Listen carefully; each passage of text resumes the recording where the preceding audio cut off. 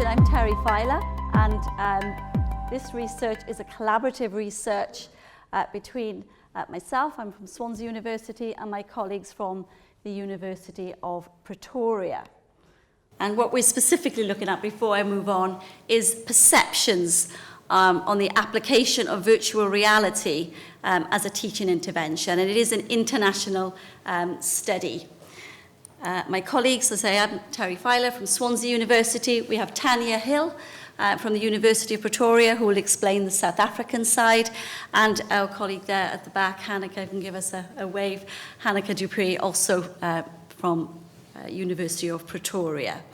So the background, just to give you a little bit of background into us, we met formally in the last year's TRN, where I gave a short interview on how I've used VR in the classroom at Swansea University, and sharing those skills, and obviously to try and introduce that for students on an international basis, and particularly for South Africa. I don't want to go into too much into South Africa. It gave its own challenges, and Tanya will be talking about that a little bit later. So this is the overview as to what we're going to cover. I'm going to give you an introduction and look at the literature review, compare the two studies. Tanya will talk about the results, and we'll pick up the essay study, as I said.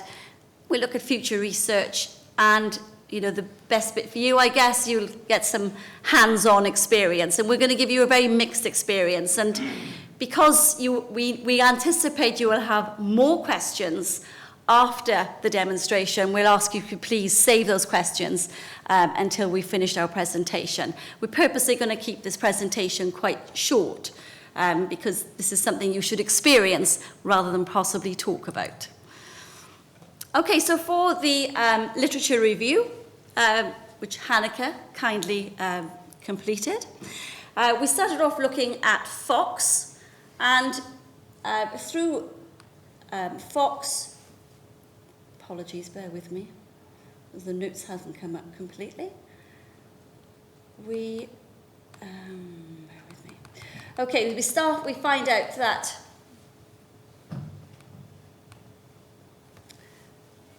the use of VR started in the 1920s, so a very long time ago.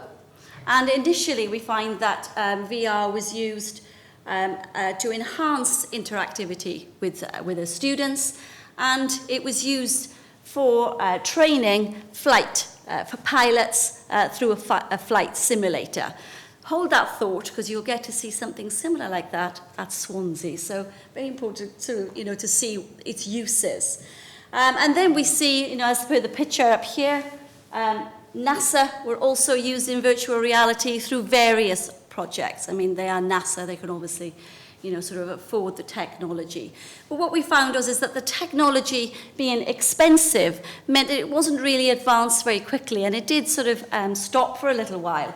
And then it sort of had a resurgence then in around 2016, when the prices of the equipment started to fall down a little bit and made it more accessible for lots of reasons.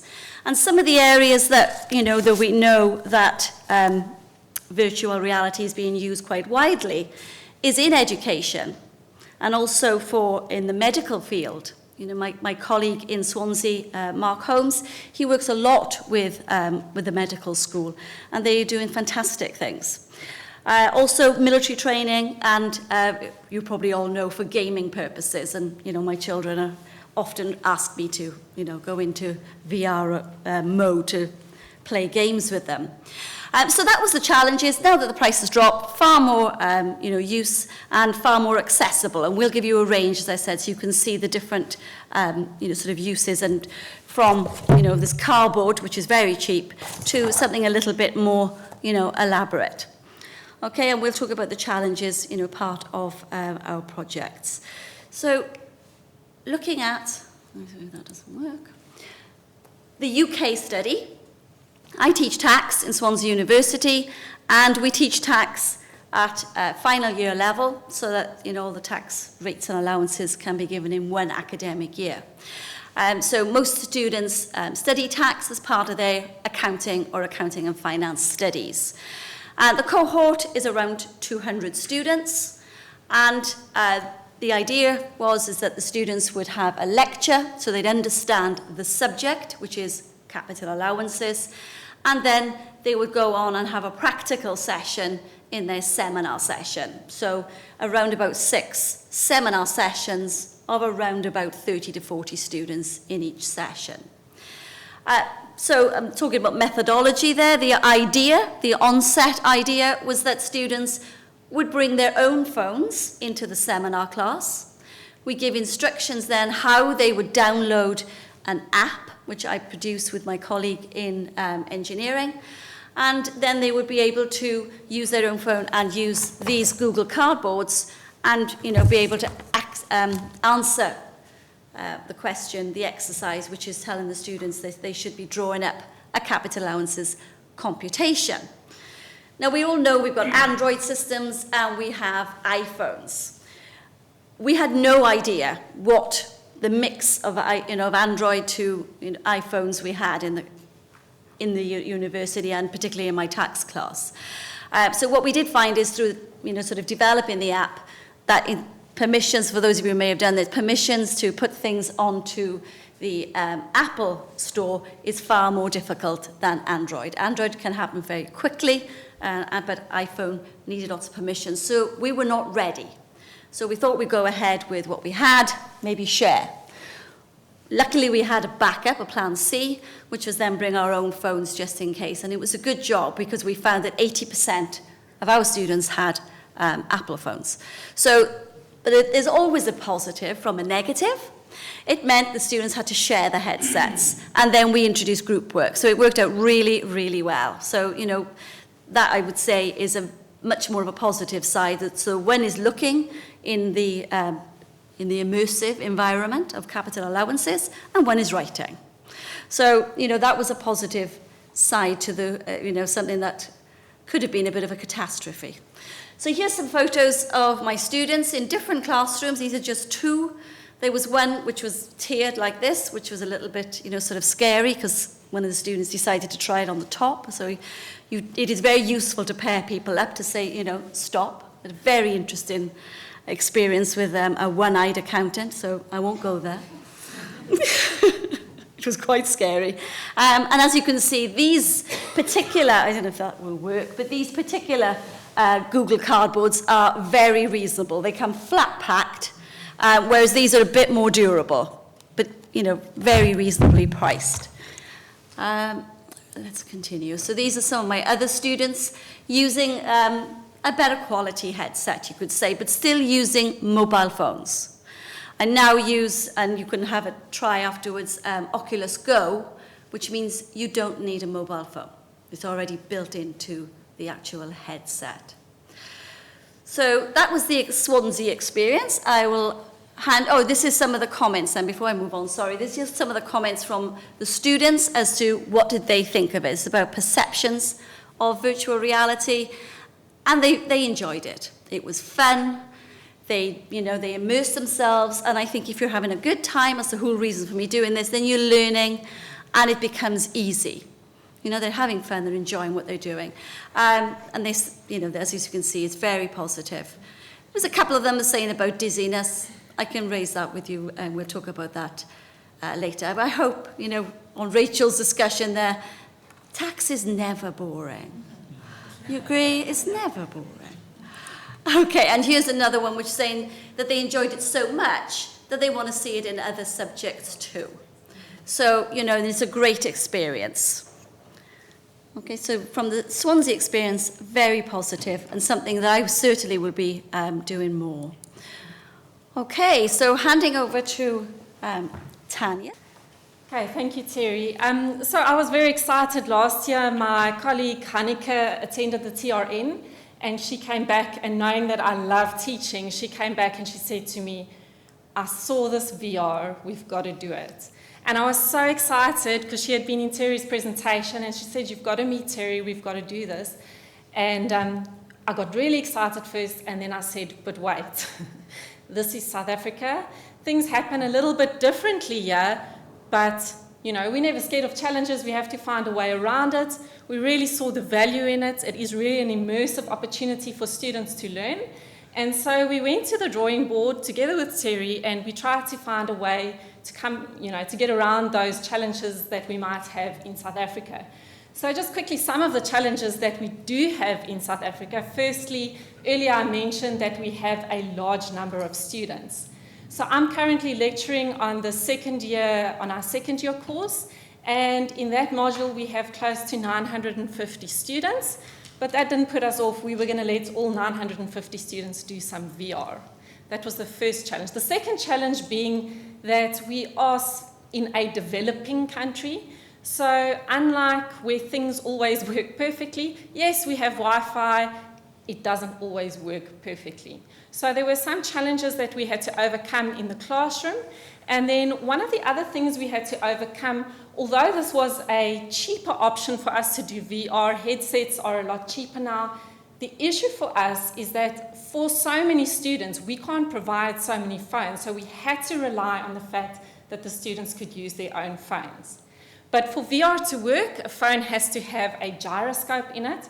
Now, you probably don't even know that, but you probably have a gyroscope in your phone. The issue is, for our students that come from an underprivileged background, a lot of them have phones, but many of them have a very basic phone that doesn't necessarily have a gyroscope in. So that was just something that we had to consider. Okay, so just some of the ways that we overcame these limitations. Firstly, we considered the cardboard headsets, and then we thought about taking all of these into our classrooms, and it was just a bit of a nightmare. So we found a cheap option, not as cheap as the cardboards, but it works in exactly the same manner. It's sort of a molded plastic headset. It works exactly the same manner. You slide your phone in and you use it. Relatively inexpensive, probably between £5 and £6 per headset. Okay, we managed to get some sponsorships, and we managed to purchase 200 headsets. Right, so how did we overcome the fact that we didn't have enough phones? Well, firstly, we decided, like Terry did with her students as well, that they would work in teams. And we thought that that meant that if you had a student sitting next to you who didn't have a phone, that you could share someone's phone, work together. You get that aspect of teamwork coming in as well, which is fantastic. And so we tried that. Okay, and it worked wonderfully. We did see that we still had some students that had an issue with the phone. Thankfully, we had a lot of our colleagues with us in the session when we did it the first time. They all just took out their phones, we gave it to the students, and everyone was able to use to experience the VR in the classroom. Okay, subsequently, we've decided that we need to purchase a few of our own phones, but we've in the process of purchasing 10, and that would be sufficient with our large number of students. Okay, so the other thing that was an issue for us is because our Wi-Fi isn't necessarily stable, we couldn't expect students to download an app. Okay, students are very against you using their mobile data. It's a no-go. Okay, so everything has to happen on the university Wi-Fi, and our Wi-Fi doesn't necessarily allow for that. So we found another manner in which we could present this VR, and we found that we could use it in the YouTube app. Okay, so students would, in the class, they would receive the QR code for this, the presentation we were doing in VR. They would log in and they would see it on streaming across the across the Wi-Fi. Okay, and that worked beautifully. We didn't have any issues. And in our first experience that we did, because we've now done it twice with our students, I mentioned that we've got about 950 students.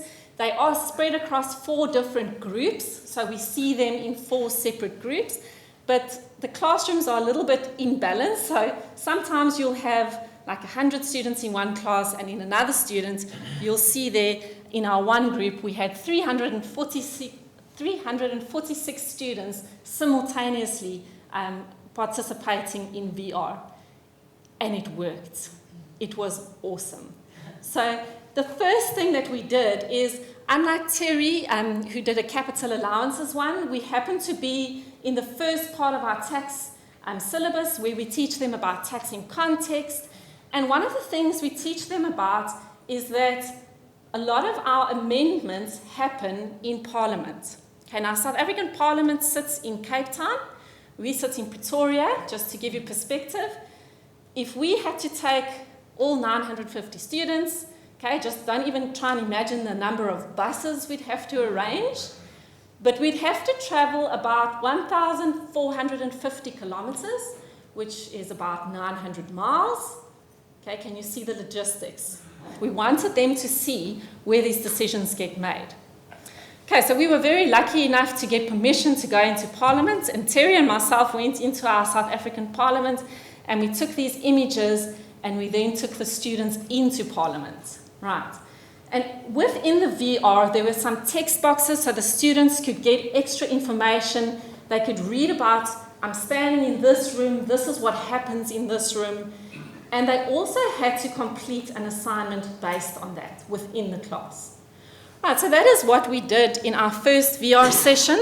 And I think the defining moment for me for this VR, the reason why I know it works and the reason why I will continue doing it and convince everyone who's in education to do it, is that moment when a student said to me, it's one of our very underprivileged students, he walked out of that room and he said, "Ma'am, I've just been to Cape Town. I've never been there before." And he had this look on his face, and I realized this is a way for us to show students things, okay? To show them, like Terry did, if you're going in somewhere, for example, we've done another one in a factory, when they're standing there, this is what a manufacturing machine looks like. This is what a factory looks like. This is what a forklift looks like. Okay, we take it for granted that some of our students have never seen those things. So that really excites me.